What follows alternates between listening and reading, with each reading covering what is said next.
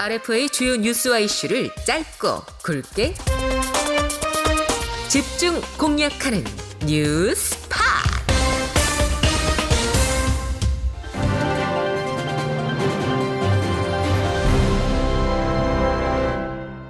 안녕하세요. RFA 뉴스팟. 저희는 미국 워싱턴 DC에서 이 시간 여러분과 함께합니다. 진행을 맡고 있는 저는 RFA 자유아시아 방송 진기자 진민재고요. 오늘도 두 분의 기자와 함께하죠. 조진우 기자, 자민 앤더슨 기자. 어서 오세요. 안녕하세요. 자유아시아 방송 기자 자민 앤더슨입니다. 안녕하세요. 조진우 기자입니다. 네, 조진우 기자 할 말 있어요? 또 좋은 소식이 있었잖아요. 네, 그렇습니다. 네, 저희 뉴스팟이 유튜브에서도 볼 수 있게 됐습니다. 그러니까요. 1년 6개월 동안 쉬지 않고 달려온 보람이 있어요, 정말로. 네, 이번 네. 주부터 RFA 자유아시아 방송 한국어 유튜브 채널에 우리 뉴스팟이 올라갑니다. 그러니까요. 어제 처음 올렸는데 생각보다 많은 분이 그래도 네, 들어주셔서 반응이 괜찮았어요. 그러니까요. 네. 이제 앞으로도 좀 접근성이 좋아진 거죠. 팟빵만 통해서 듣다가 네. 또 이제 미국이나 이런 데 계신 분들은 또 팟빵 듣기가 쉽지가 않으셨어요. 네, 더 많은 분들이 저희 뉴스팟 내용 청취해 주실 것으로 기대하고요. 네. 오늘 방송 시작해볼까요? 어우, 네, 역시 좋습니다. 와, 1년 6개월의 결실 이런 겁니다.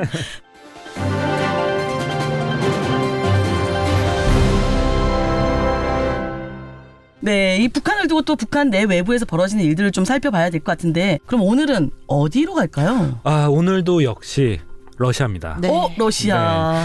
지난 10월 초였죠. 그 북한군이 러시아에 파병을 했잖아요. 군대를. 네네네. 그 소식이 처음 전해진 이후에 저희가 거의 일주일에 한 번씩은 이 북한군의 러시아 파병 소식을 전하고 있는 것 같아요. 맞습니다, 맞아요. 맞습니다. 근데 또 새로운 소식이 마구마구 들어오고 있습니다. 마구. 네, 지난주 방송에서는 러시아 전장에서 북한군 사상자가 발생했다는 소식 전해드렸었는데요. 네네네. 이어서 지난 한 주 동안 모아진 소식을 전해드리도록 하겠습니다. 좋습니다. 일단 바로 어제까지 전해진 소식은요. 북한군이 러시아 전장에 총알바지로 쓰이고 있는 것으로 보인다입니다. 그러니까요. 네, 근데 이런 예상은 저희가 처음에 북한군이 러시아에 파병됐다라는 얘기 나왔을 때부터 했던 얘기잖아요. 네, 그렇죠. 근데 그 예상이 곧 현실이 된 셈이고요.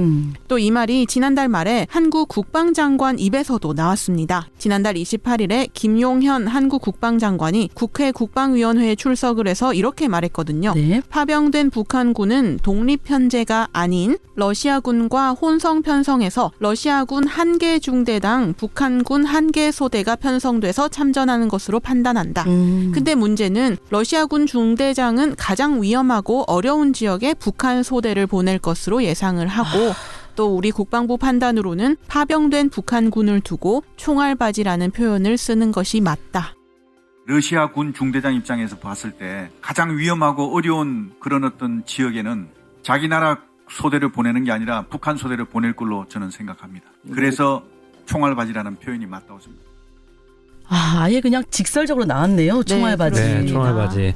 그리고요, 김 장관이 이 자리에서 북한의 대러 무기 지원과 관련한 얘기도 했는데요. 네네. 북한의 170mm 그 자주포와 240mm 방사포 200문 네. 그리고 단거리 탄도미사일인 화성 11형 100발가량이 러시아에 배치된 것으로 추정하고 있다. 이렇게 밝혔고요. 네. 그런데 방금 제가 전해드린 얘기 듣고 우리 청취자 여러분 중에 무기에 좀 관심이 있다. 자기가 군 덕후다. 밀리터리 덕후다. 밀떡이다. 밀떡. 네, 하는 분들이 분명 있으실 텐데 네네. 이런 생각 하실 것 같아요. 아니 170mm 자주포는 러시아도 운영하고 있지 않은 무기잖아 라고 반문하셨을 수도 있는데요. 네네. 네, 한국 국방부가 판단하기에는 그것마저 필요한 만큼 지금 러시아가 고전하고 있는 것으로 보인다 하더라고요. 네, 이 앞선 소식을 좀 더 구체적으로 뒷받침하는 내용이 같은 날에 보도가 됐는데요. 네네. 이렇습니다. 미국 시사주간 뉴스위크 같은 경우에는요. 러시아 텔레그램 채널 로마노프 라이트가 북한군이 실제 전투에 투입되지는 않았다라는 주장을 담은 영상을 올렸습니다. 네네. 이 보도에 따르면요. 해당 채널이 전날 쿠르스크 전선을 방문을 해서 실제로 거기 북한군이 있는 걸 목격을 했다고 하고요. 네네. 근데 다만 고도로 훈련돼 있고 어떤 무기도 다룰 수 있는 정도의 실력을 갖췄지만 직접 전투에 투입되지는 않았다라고 주장을 한 겁니다. 네네. 그러니까 이렇게 상황을 종합을 해보면요. 북한군이 러시아 러시아군에 편성돼서 참전을 하고는 있지만 직접 전투에 투입되지는 않았다라는 분위기였던 거죠. 그렇군요. 근데 문제가 이런 보도가 나온 바로 다음 날이죠. 네네. 이 러시아 국방장관이 북한을 공식 방문했잖아요. 맞습니다. 네, 불을 피웠으니 밥을 해야 되는 격이라고 해야 될지. 아무튼 러시아 국방장관이 그냥 가지는 않았을 테고. 그렇죠. 혹시 추가 파병설 얘기라도 나오고 그런 건가요? 아, 근데 워낙에 이 북한군 파병과 관련해서는요, 북러가 딱 밀착해서 아주 은밀하게 추진을 하고 있잖아요. 네네. 그래서 추가 파병 역시 한다 안 한다, 뭐 당사자들이 이 명확한 입장을 밝혀주지를 않고 있어요. 그래서 다들 예측만 하고 있는 상황인데요. 지금 현재 분위기상으로는 추가 파병에 대한 우려가 굉장히 고조가 돼 있다, 이렇게 볼 수가 있습니다. 네네. 왜냐하면 지금 러시아가 전황이 굉장히 격해지고 있잖아요. 그렇죠. 그런데 이 와중에 러시아, 그것도 국방장관이 북한을 방문했다. 이게 무슨 의미가 있겠습니까? 아, 네. 그렇죠. 또 뭐 군사 협력을 가장한 거래를 하겠죠. 냄새가 나네요. 네, 북한은 총알바지 군인들을 내주고 러시아는 그 대가로 북한이 뭐 첨단 무기 이런 거 요구하면 또 줄 수도 있겠죠. 그렇죠. 그러니까 위험한 거래가 되는 거죠. 네네. 지금 우리가 생각하는 것보다 더 북러 밀착이 심화되는 것 같은데, 그 보셨어요? 어떤 거? 그 러시아 국방장관이 평양 순안 국제공항에 딱 도착을 하니까 네. 조선인민군 의장대가 아주 열렬히 환영했잖아요. 봤어요. 막 이렇게 팻말 그 플래카드 들고 있는데 아주 내용도 강렬했죠. 맞아요. 벨로소프 동지를 열렬히 환영. 또 뭐 싸우는 러시아 군대와 인민을 지지, 불패의 친선 단결 만세. 만세, 친선 단결 만세. 야, 이 정도면은 김정은 위원장이 질투할 것 같은데요? 아, 그럴 수도 있죠. 근데 지금 김 위원장 입장에서 볼 때 질투보다 더 급한 게 있습니다. 어떻게 해서라도 이번 기회를 최대한 활용해서 러시아에서 끌어낼 수 있는 건 다 끌어내야 되지 않겠습니까? 네, 그렇죠. 네, 그러니까 질투는 잠시 접어두고 이 비위를 맞출 수밖에 없는 겁니다.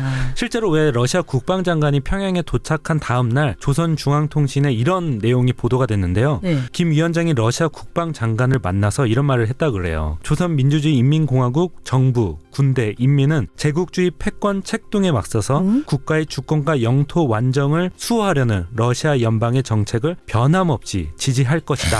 이거는 무슨 이야, 짝짝꿍이 아주 제대로 한 거예요. 그 장단을 김 맞춘 거죠. 위원장이 네. 질투는 잠시 접어두고 정말 입맛에 딱 달라붙는 말을 했죠. 그러니까요. 그러니까 우리가 앞서 예측을 했던 추가 파병이나 무기 지원에 북한이 나설 수도 있다는 그런 추측이 충분히 가능한 대목인 겁니다. 맞네요. 그렇죠. 또 무엇보다 지금 러시아는요, 트럼프 미국 차기 대통령이 취임을 하기 전에 자신들이 유리한 방향으로 휴전을 끌어내기 위해서 막바지 많은 인력이 필요한 상황이잖아요. 그렇죠. 네네. 그러니까 북한의 도움이 절실하고 또 너무도 필요한 상황이다.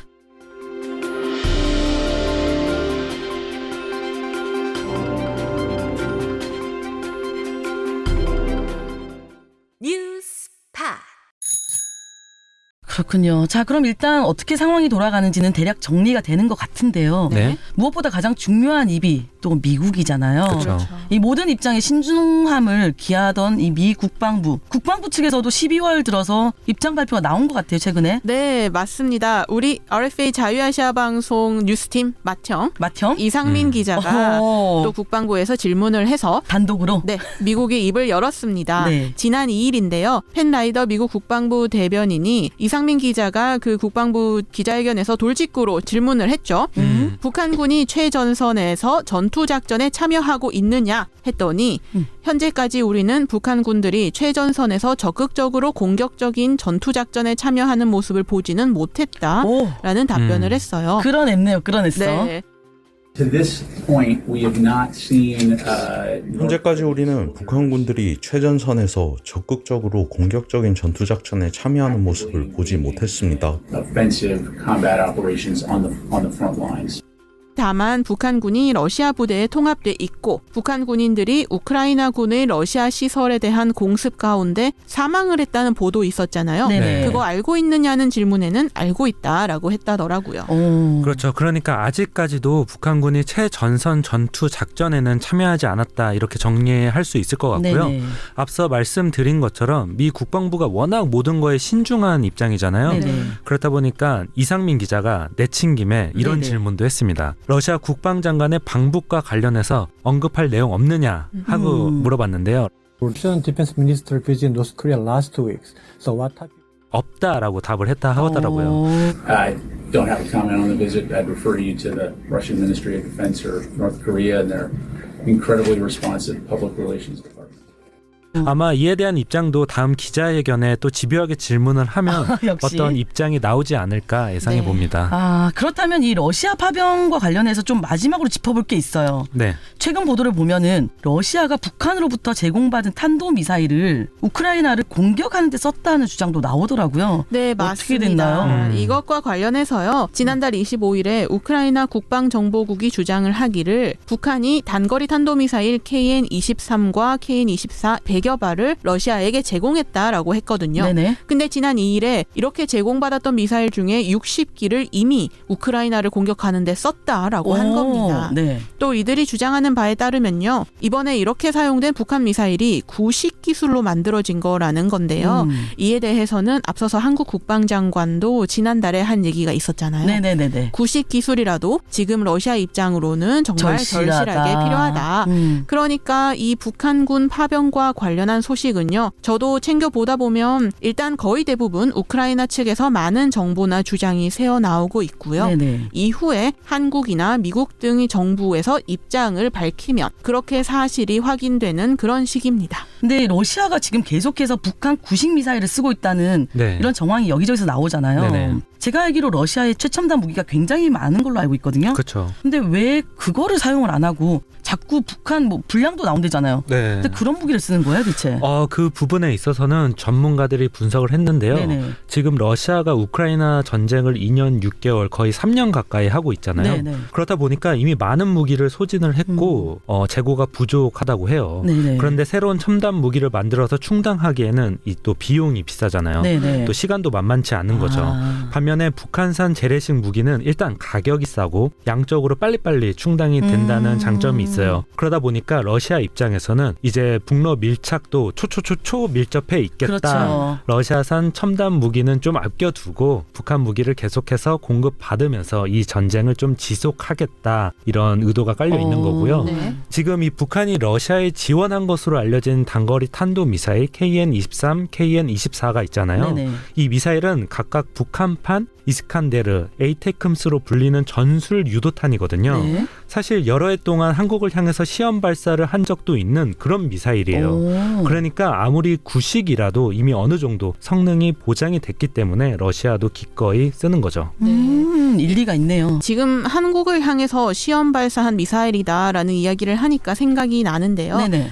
왜 북한이 지난달 말에 또 쓰레기 풍선 40개를 한국적으로 날려보냈잖아요. 그렇죠. 네. 올해 들어서 벌써 32번째인데 문제는 이 풍선이 목표물을 적중하는 정확도가 점점 더 높아지고 있다는 거예요.